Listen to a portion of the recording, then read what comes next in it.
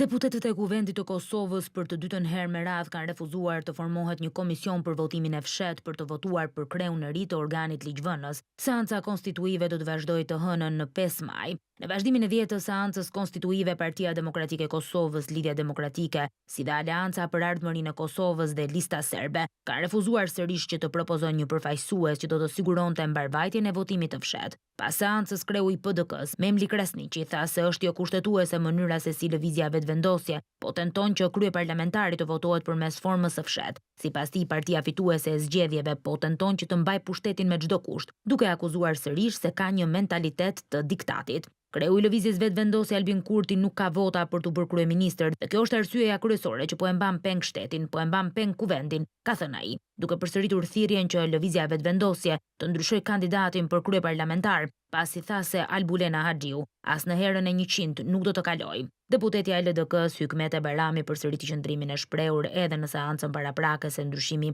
i mënyrës së votimit, kur vetë se kuvendi ka qenë në proces të votimit për kryeparlamentarin, është jo kushtetuese. Ne nuk kemi vota për Albulena Haxhiun, kryetari i parlamentit duhet të zgjidhet me marrëveshje politike dhe kështu do të vazhdojë derisa ata nuk reflektojnë, ka thënë ai. Edhe Time Kadira i tha se ndryshimi i mënyrës së votimit është jo ligjor, teksa tha se kjo është një taktikë e lëvizjes vetëvendosje që Haxhiu të mos dështojë sërish që të zgjidhet kryeparlamentare. Ajo sërish kërkoi që partia fituese e zgjedhjeve të ndryshojë propozimin për kryeparlamentar.